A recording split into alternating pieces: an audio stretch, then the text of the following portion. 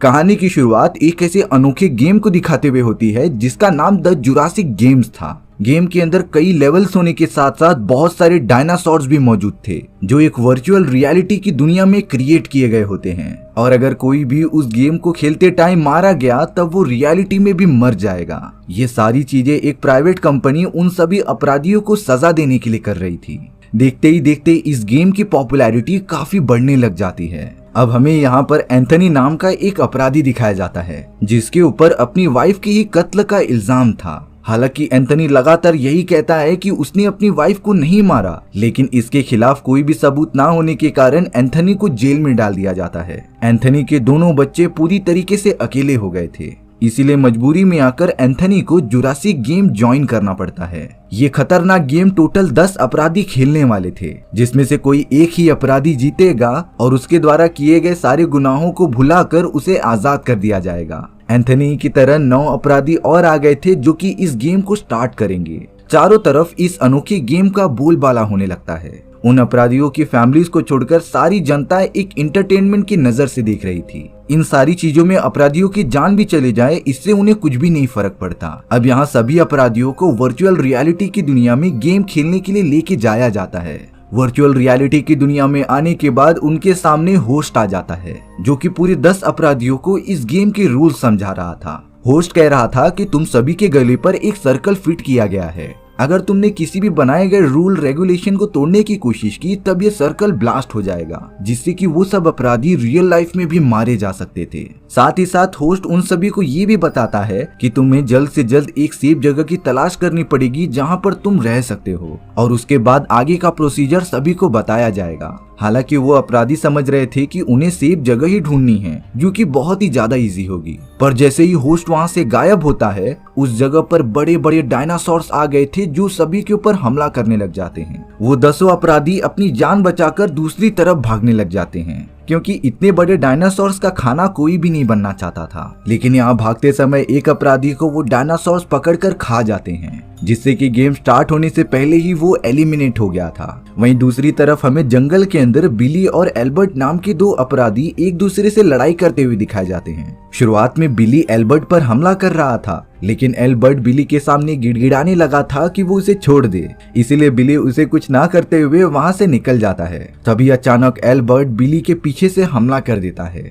Albert तो दांतों की मदद से बिली की बॉडी को काटने लगा था। ये सारी चीजें कंपनी के टेक्नीशियंस और सभी ऑडियंस देखते रहती है, जिससे कि वहां पर इंटरटेनमेंट का माहौल बन गया था। अब यहाँ गेम का होस्ट सारी जनता को गेम्स के नियम और रेगुलेशंस बता रहा था, लेकिन इससे पहले होस्ट मरे हुए अपराधी के बारे में बताता है जो कि अब रियलिटी में भी मारा जा चुका था। वो सारी जनता को इस अपराधी के खिलाफ गिल्टी फील करने के लिए नहीं कहता है, क्योंकि इस अपराधी ने स्कूल बस में बॉम्ब लगाकर कई बच्चों की जानें ली थी। और अब होस्ट गेम के बारे में कहता है कि बचे हुए 9 अपराधियों को स्टेज 1 में जंगल जैसे खतरनाक जगह को पार करना पड़ेगा, स्टेज 2 में एक भूल भुलैया को, स्टेज 3 में माइनिंग साइट को, और आखिरी स्टेज तो बहुत ही खतरनाक होने वाला था जो अभी जनता के सामने रिवील नहीं होता। और जो अपराधी इन चारों स्टेजेस को कंप्लीट कर लेगा वो जीत जाएगा, यानी कि उसके सारी सजा माफ होकर वो आजाद हो चुका होगा। अब हमें गेम के अंदर ही एक लड़की दिखाई जाती है जिसका नाम जॉय था, पर अब जॉय के ऊपर बिली ने तो हमला कर दिया होता है,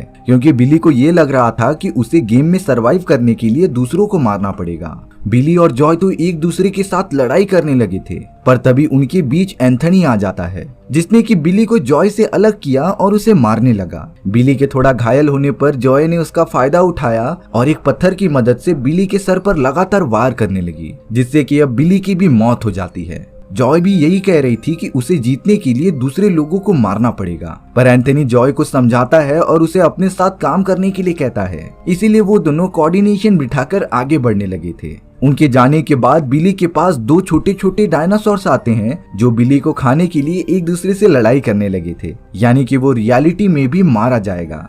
गेम के बाहर एंथनी के बच्चों के साथ कुछ बातचीत की जा रही थी। एंथनी के दोनों बच्चे चाहते थे कि उसके फादर कैसे भी हों, पर वो उन्हें बहुत प्यार करते हैं, और दोनों बच्चों को भी भरोसा था कि उनके फादर ने उनकी मॉम का कत्ल नहीं किया है। ये किसी की साजिश थी एंथनी को फंसाने की। जुरासिक गेम का टेक्निकल स्टाफ सारी कोडिंग करता रहता है ताकि वो गेम को और भी डिफिकल्ट और एंटरटेनिंग बना सके। सुजैना और लोरा नाम की 2 स्टाफ सीनियर डिपार्टमेंट में काम किया करती थीं, जिनका पूरा काम इस पूरे गेम की रिपोर्टिंग पर ध्यान देना था। अब हमें गेम के अंदर जॉय और एंथनी को दिखाया जाता है, क्योंकि अब जॉय एकदम गुस्सा होकर एंथनी पर ही हमला कर देती है। जॉय ने अब ये प्लान बना लिया था कि वो दूसरों को मार देगी, जिससे कि एंड में वही जीत जाएगी। इसीलिए उसने एंथनी के गले में रस्सी डालकर एक जगह पर फंसा दिया। लग रहा था कि एंथनी की जान ऐसे ही चली जाएगी, पर तभी वहाँ रैन नाम का एक दूसरा अपराधी आकर एंथनी को बचा लेता है। दोनों एक दूसरे को मारना चाहते थे, लेकिन एंथनी रैन को समझाता है कि अगर हम साथ मिल जाएं, तब हमारी बचने की पॉसिबिलिटीज काफी ज्यादा हो सकती हैं। रैन को एंथनी की बात काफी अच्छी लगी, इसीलिए वो अपने डुओ के साथ निकल पड़ते हैं स्टेजेस को क्लियर करने के लिए। वहीं थोड़ी ही दूर पर हमें वॉस्प नाम का एक दूसरा अपराधी दिखाया जाता है, जिसे कि जंगल में भागते समय पैर पर थोड़ी चोट लग गई थी। वॉस्प तो ठीक से चल भी नहीं पा रहा था, पर तभी अचानक वॉस्प के सामने मसून ब्रदर्स आ जाते हैं। इनमें से एक बड़ा भाई और एक छोटा भाई था, जिन्होंने मिलकर बहुत सारे लोगों का मर्डर किया था। मसून ब्रदर्स ने वॉस्प को घेर लिया था उसे जान से मारने के लिए, लेकिन वॉस्प फिर भी अपनी जान लगाकर उन दोनों से फाइट करता है और उन्हें अपने से दूर रखता है। फाइट करते हुए इतनी आवाज आने के कारण कई डायनासोर्स उनकी तरफ अट्रैक्ट होने लगे थे। गेम का होस्ट और उसकी टेक्निकल टीम ये सारी चीजें बाहर से देख रहे होते हैं और वो नहीं चाहते थे कि इतनी जल्दी वो 3 अपराधी मारे जाएं। इसीलिए जब डायनासोर्स उन तीनों पर हमला करते हैं, तब गेम के टेक्निकल स्टाफ्स ने उन डायनासोर्स को गायब कर दिया था, जिससे कि मसून ब्रदर्स और वॉस्प की जान बच जाती है। वॉस्प ने मसून ब्रदर्स से ये वादा कर दिया था कि वो उसकी बीमार माँ का इलाज कराएगा, साथ ही साथ गेम से बाहर निकलने पर काफी पैसे भी देगा। इसीलिए मसून ब्रदर्स इस डील के लिए राजी हो जाते हैं। वहीं दूसरी तरफ एंथनी और रैन साथ मिलकर इस पहले स्टेज को कंप्लीट करके सेफ जगह पर पहुंच जाते हैं और अब उन बचे हुए लोगों ने स्टेज 1 बड़ी चालाकी से कंप्लीट कर लिया था। हालांकि एक सेफ जगह जो कि एक रूम थी, उसमें पहुंचने के बाद वो सब एक दूसरे से लड़ाई करने लग जाते हैं, लेकिन फिर उन्हें पता चला कि उनके पैर जंजीरों से बंधे हुए हैं। थोड़ी देर में ही वहाँ पर होस्ट आ जाता है, जो बचे हुए अपराधियों को कॉन्ग्रेचुलेट कर रहा था फर्स्ट स्टेज कंप्लीट करने के लिए। अब बारी थी स्टेज 2 की, जिसमें कि सभी अपराधियों को एक पजल सॉल्व करना पड़ेगा और जो भी इस पजल को सबसे पहले सॉल्व करेगा उसे एक इलेक्ट्रिक गन मिलेगी। ये बोलकर होस्ट वहां से चला जाता है। सारे अपराधी जल्द से जल्द उस पजल को सॉल्व करने में लग गए थे। यहाँ स्टेफनी नाम की एक लड़की ने पजल को सबसे पहले सॉल्व कर लिया था, पर एल्बर्ट, जो कि स्टेफनी के बाद पजल सॉल्व करता है, वो स्टेफनी से गन छीनकर सभी को अपने गन पॉइंट पर ले लेता है। सबसे पहले एल्बर्ट रैन के ऊपर फायर करने जा रहा था, लेकिन रैन तुरंत ही वहां से हट जाता है, जिससे कि इलेक्ट्रिक गोली सीधा उसके मेज वाले स्क्रीन पर जाकर लग गई थी। लेकिन एंथनी ने इस बात का फायदा उठाकर एल्बर्ट को मारकर वो गन ले ली होती है। पर अब तो उस जगह पर बहुत सारे डायनासोर्स एक्टिवेट कर दिए गए थे, जो उन सभी अपराधियों की तरफ मारने के लिए बढ़ते रहते हैं। सभी अपराधी जल्द से जल्द अपना पजल खत्म करके वहां से भागने लगे थे, लेकिन रैन की तो स्क्रीन पूरी तरीके से खराब होने के कारण वो टच भी नहीं कर पा रहा था। इसीलिए अब एंथनी गन की मदद से रैन की उस जंजीर को तोड़ देता है, जिससे कि अब वो सब दरवाजे की मदद से दूसरी तरफ जाने लगे थे। डायनासोर्स लगातार उनका पीछा करते ही जाते हैं। एंथनी पीछे रुककर सभी को आगे भेज रहा था ताकि वो गन की मदद से डायनासोर्स को मारते रहे। इसी भाग दौड़ में रैन बाकी लोगों से अलग हो गया था, पर दुख की बात ये थी कि रैन घूम फिर कर उसी जगह पर आ गया था जहाँ से उसने स्टार्ट की थी। रैन के सामने छोटे छोटे डायनासोर्स थे जो उसे पूरा कच्चा निगलने की ताकत रखते थे। अब रैन के पास कोई ऑप्शन नहीं था उन डायनासोर से फाइट करने का। वो तो अपने हाथ में जंजीर बांधकर अपने कुंफू कराटे की मूव्स दिखाता है, लेकिन डायनासोर्स के सामने ये मूव काम नहीं आने वाला था और अब वो मांसाहारी डायनासोर्स रैन को पकड़कर उसे पूरा खा जाते हैं, यानी कि रैन भी एलिमिनेट हो गया था। वहीं दूसरी तरफ एंथनी और बाकी लोग एक ऐसी जगह पर पहुंच जाते हैं जहां से आगे जाने का रास्ता मौजूद ही नहीं था, पर वहां एक खिड़की जैसी छोटी सी जगह होती है, जिसे कि एंथनी लगातार गोली मारकर बड़ा कर देता है और अब सारे लोग जल्द से जल्द उस खिड़की के रास्ते से बाहर निकलने लगे थे। एंथनी लगातार उन डायनासोर्स को अपनी तरफ आने से रोक रहा था। थोड़ी देर बाद वो भी उस खिड़की से बाहर निकलकर बच जाता है, क्योंकि एल्बर्ट एंथनी को अपना एक बहुत ही बड़ा दुश्मन मानता था जो उसके रास्ते का कांटा बन चुका है। लेकिन एंथनी फिर भी एल्बर्ट से जीत जाता है और अपनी गन ले लेता है। तभी वहाँ फिर से होस्ट आ गया था जो सभी को ये बताता है कि तुम लोगों ने स्टेज 2 भी पार कर लिया है और इस स्टेज को सबसे पहले स्टेफनी ने कंप्लीट किया था, इसीलिए होस्ट स्टेफनी को एक छोटा सा गिफ्ट देता है। ये एक नक्शा था जो कि स्टेज 3 में काम आएगा। नक्शा स्टेफनी को देने के बाद होस्ट वहाँ से गायब हो जाता है, यानी कि यहाँ से उनका स्टेज 3 चालू हो चुका था। पर अब मैसून ब्रदर्स स्टेफनी से लड़ाई करने लगे थे कि नक्शा उनके पास रहना चाहिए, इसीलिए वो स्टेफनी से झगड़ा करके वो नक्शा अपने पास रख लेते हैं। यहाँ मजबूरी होने के कारण उन सभी को एक साथ आगे बढ़ना ही पड़ेगा। वहीं दूसरी तरफ सुजैन और लॉरा टीवी पर इंटरव्यू देते रहते हैं अपनी इस अनोखे गेम के बारे में। पर अब बहुत सारे रिपोर्टर उनके इस गेम के ऊपर सवाल उठाने लगे थे, क्योंकि ये गेम एक तरीके से लोगों की जान ले रहा था, भले ही वो कोई अपराधी हो या फिर कोई और। कानून को अपने हाथ में लेना किसी को भी अलाउड नहीं है। अब गेम के अंदर वो सारे अपराधी एक ऐसी जगह पर पहुंच गए थे जहां पर बड़े बड़े डायनासोर्स रहा करते थे, इसीलिए वो सब काफी चिल थे कि उन्हें कोई भी खतरा नहीं है। पर अब अचानक से वॉस्प के ऊपर एक प्लांट वाले डायनासोर ने हमला कर दिया था, जो कि उसका पूरा सर अपनी मुंह के अंदर दबोच लेता है। हालांकि मैसून ब्रदर्स वॉस्प को बचाने की बहुत कोशिश कर रहे थे और थोड़ी देर बाद वो उस डायनासोर को मारकर भगा देते हैं। फिर पता चलता है कि वॉस्प का पूरा मुंह एसिड से जल चुका था और तो और उसके अंदर आगे बढ़ने की जान भी नहीं बची थी। इसी तरीके से वॉस्प भी एलिमिनेट हो जाता है। पर अब यहाँ मैसून ब्रदर्स एक दूसरे से लड़ाई करने लगे थे, क्योंकि उन्हें कैसे भी करके वॉस्प की जान बचानी थी ताकि वो उससे पैसे ले सकें। उन दोनों के बीच लड़ाई के दौरान स्टेफनी मौका देखकर अपनी उस नक्शे को ले लेती है और अब यहाँ एंट्री होती है होस्ट की, जो सभी को बता रहा था कि तुम सब स्टेज 3 में आ गए हो, जो कि एक माइनिंग फील्ड थी। इस पूरी जगह के उस तरफ एक छोटा सा बॉक्स रखा गया था जिसके अंदर गन के बुलेट्स थे और उन्हें कैसे भी करके उस जगह पर पहुंचना पड़ेगा। लेकिन ये काम इतना आसान भी नहीं था। होस्ट इस बात को डिमॉन्स्ट्रेट करने के लिए एक डायनासोर को उस फील्ड के ऊपर दौड़ाता है और तभी अचानक एक ब्लास्ट होने के कारण वो डायनासोर उड़ गया था। तब जाकर पता चलता है कि जमीन के अंदर बहुत सारे ब्लास्ट होने वाले माइंस लगाए गए हैं, जो कि चारों तरफ कहीं भी फैले हुए हैं। स्टेफनी के पास जो नक्शा था वो उसकी मदद से माइन से बच सकती थी और ये कहकर होस्ट वहां से चला जाता है। स्टेफनी नक्शे को बारीकी से देखते हुए सभी के साथ आगे बढ़ रही थी और अब उन्हें बारीकी से कदम रखना पड़ेगा, क्योंकि उनकी एक गलती सभी की जान ले लेगी। पर यहाँ मैसून ब्रदर्स तो अभी भी अपने फाइट करने में लगे हुए थे। हालांकि स्टेफनी, एंथनी और बाकी सब स्टेज को क्लियर करके दूसरी तरफ चले जाते हैं, लेकिन फिर भी मैसून ब्रदर्स एक दूसरे से लड़ाई करना बंद नहीं करते। तभी उनमें से छोटे वाले भाई को अच्छे से याद आता है और वो तुरंत वहां से दूसरी तरफ चला जाता है और अब स्टेज 3 का समय खत्म हो चुका था। मैसून ब्रदर्स में से बड़े वाले भाई के अलावा सभी लोगों ने स्टेज को क्लियर कर लिया था, जिससे कि अब बड़े भाई के गले में लगा हुआ पट्टा पूरी तरीके से ब्लास्ट हो जाता है और अब मैसून का बड़ा भाई भी एलिमिनेट हो चुका था। छोटा भाई अपने बड़े भाई की इस तरीके से मरते हुए देखकर सहन नहीं कर पाया और वो जैसे ही उसे बचाने जाता है तभी एक उड़ने वाला डायनासोर मैसून ब्रदर के छोटे भाई को पकड़कर ऊपर से नीचे गिरा देता है, जिससे कि वो एक माइन पर गिरा और वहां पर एक ब्लास्ट हो गया। यानी कि दोनों ही मैसून ब्रदर्स अब एलिमिनेट हो चुके थे। स्टेफनी तुरंत स्टेज कंप्लीट करके उस बॉक्स के अंदर से गन्स के बुलेट्स निकाल लेती है और अब वो सब निकल पड़े थे अपने फाइनल स्टेज को कंप्लीट करने के लिए। अब यहाँ एंथनी, स्टेफनी और एल्बर्ट एक दूसरे के साथ मिलकर बातें कर रहे थे। हालांकि एंथनी चाहता था कि स्टेफनी उससे बुलेट्स दे दे ताकि वो सभी की प्रोटेक्शन कर सके, लेकिन स्टेफनी ये बिल्कुल भी नहीं करना चाहती।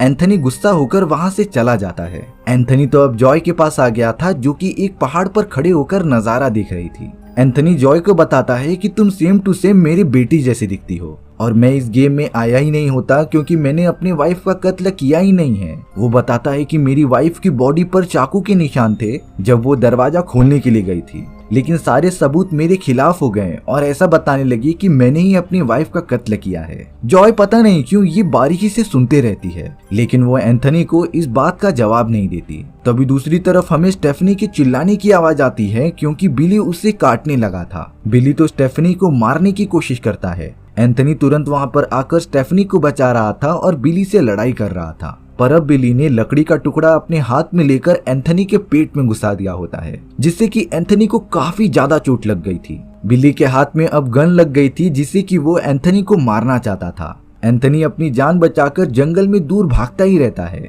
लेकिन बिली उसका पीछा छोड़ने का नाम ही नहीं लेता। तभी अचानक एंथनी, जो कि एक जगह पर छुपा हुआ था, वो बिली पर बड़ी चालाकी से हमला कर देता है। बिली तो अपने गन के साथ पहाड़ की एक छोटी जगह पर गिरने लगा था, पर वो अपने आप को खुशनसीब समझ रहा था कि उसके पास अभी भी गन मौजूद है। लेकिन थोड़ी देर में वहां चारों तरफ छोटे छोटे कीड़े आ गए थे। हालांकि बिली गन की मदद से उन कीड़ों को मारने की कोशिश करता है, लेकिन कीड़ों की क्वांटिटी इतनी ज्यादा होने की वजह से उन्होंने बिली की पूरी बॉडी को ही कवर कर लिया था। कुछ ही मिनट्स के अंदर ही अंदर उन कीड़ों ने बिली के पूरे मांस को खा लिया होता है। अंत में सिर्फ उसका स्केलेटन ही बचा था, यानी कि बिली भी एलिमिनेट हो गया है। स्टेफनी, जो अपनी जान बचाकर एक जगह पर छुपी हुई थी, उसके ऊपर तो एक पुराने जमाने के टाइगर ने हमला कर दिया था। हालांकि स्टेफनी एक कोने पर छुप जाती है, जिससे कि वो टाइगर फिसलते हुए पहाड़ के नीचे गिर गया था। पर वहाँ साइड में ही जॉय होती है, जो नहीं चाहती थी कि स्टेफनी उसके साथ गेम में आगे बढ़े। इसीलिए जॉय ने स्टेफनी को मुक्का मारकर उस पहाड़ के नीचे गिरा दिया था, जिसकी वजह से वो भूखा टाइगर स्टेफनी को खाने लग जाता है।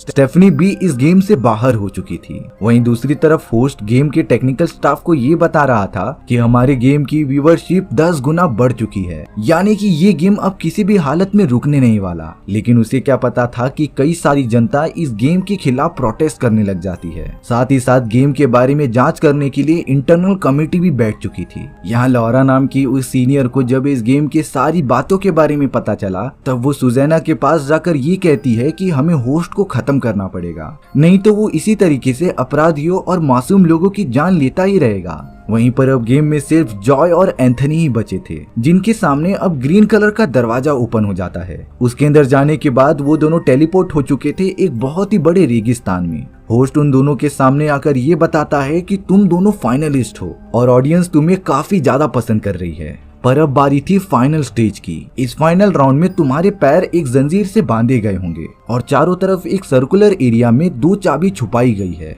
जिसे ढूंढकर अगर उन्होंने अपना लॉक खोल लिया और उस सर्कल के बाहर चले गए, तब उन दोनों में से एक जीत जाएगा। होस्ट ये कहकर वहां से गायब हो जाता है। जॉय समझ रही थी कि वो एंथनी को मार देगी तो वो ऐसे ही जीत जाएगी, इसीलिए वो घायल हुए एंथनी पर वार करने लग जाती है। साथ ही साथ हमें ये रियलिटी पता चली कि एंथनी की वाइफ को किसी और ने नहीं बल्कि जॉय ने ही मारा था। जॉय उस रात एंथनी के घर पर चोरी करने आई थी और गलती से उसने एंथनी की वाइफ को ये जान ले ली। वो तो अब जॉय को पकड़कर उसे जान से मारना चाहता था, पर तभी अचानक उस सर्कल के अंदर 3 बड़े बड़े टी-रेक्स आ जाते हैं, यानी कि एंथनी और जॉय दोनों की ही जान खतरे में थी। वो दोनों तुरंत ही रेत में मौजूद चाबी को ढूंढने लग जाते हैं। काफी सर्च करने के बाद जॉय को एक चाबी मिल गई थी। तभी वो तीनों डायनासोर, जो कि एक मांसाहारी थे, वो एक दूसरे से लड़ाई करते हुए वहां पर गिरते पड़ते रहते हैं, जिससे कि जॉय की जंजीर पर एक डायनासोर गिर गया था और वो उसे निकाल ही नहीं पा रही थी। वहीं एंथनी भी लगातार चाबी को ढूंढता ही रहता है।